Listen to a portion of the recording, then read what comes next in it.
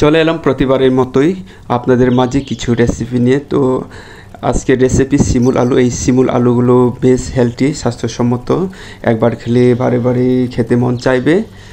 এই শিমুল আলুগুলো মূলত নভেম্বর ডিসেম্বর মাসেই বেশ পাওয়া যায়। তো প্রথম থেকে শেষ পর্যন্ত দেখার অনুরোধ রইল। তো আজকে রেসিপিটা দেখতে থাকুন। তো যে যেখানে থাকো ভালো থেকো, সুস্থ থেকো, সবার জন্য দোয়া রইল। তো শিমুল আলুগুলো এইভাবে, শিমুল আলুর যে চামড়াগুলো এগুলো ছুলে নিচ্ছি।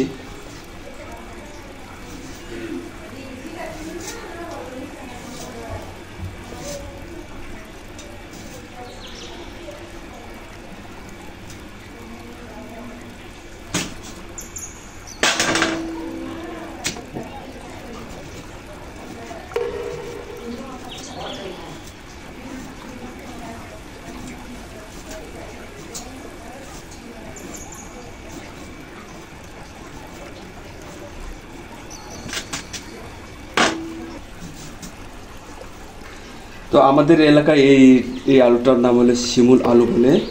তো আপনাদের এলাকায় কি আলু বলে পরিচিত আমার জানা নেই। তো কমেন্টে একটু শেয়ার করে দিবেন।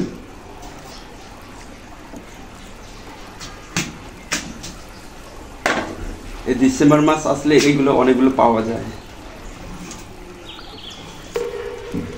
আর এইগুলো হলো মধুপুর এলাকায় বেশি চাষ করা হয়।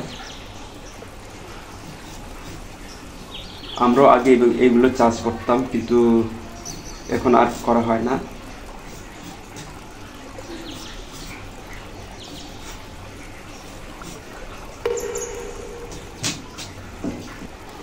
এই শিমুল আলুগুলো খুবই হেলদি, স্বাস্থ্যসম্মত, খেতে অনেক ভালো লাগে।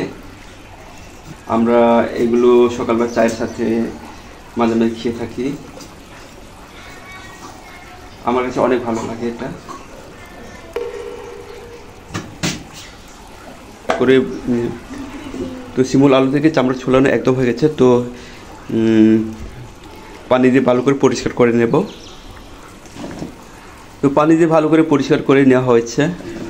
এখন এগুলো সেদ্ধ করে নিতে হবে।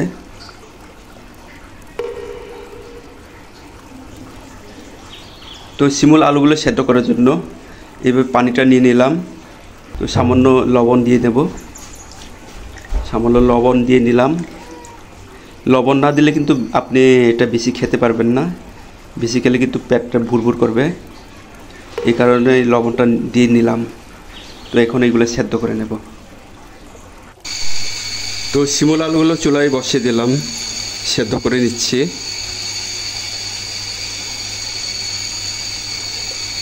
ঢাকনা দিয়ে কিছুক্ষণের জন্য ঢাকনা দিয়ে রাখবো।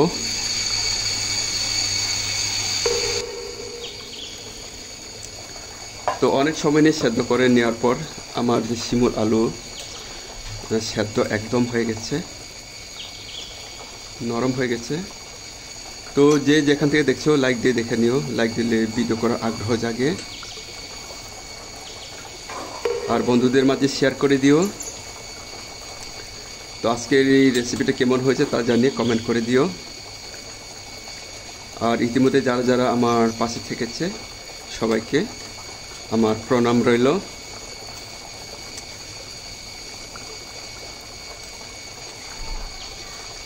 তো ভিডিও দেখতে তো হবে না, এইভাবে বানিয়ে খেয়ে দেখতে হবে কতটুকু মজা এটা খেতে। তো একদম ফাতল ধরে গেছে এই শিমুল আলুগুলো, তার মানে একদম হয়ে গেছে। তো শিমুল আলুর যে পানিগুলো এগুলো ফেলে দেব।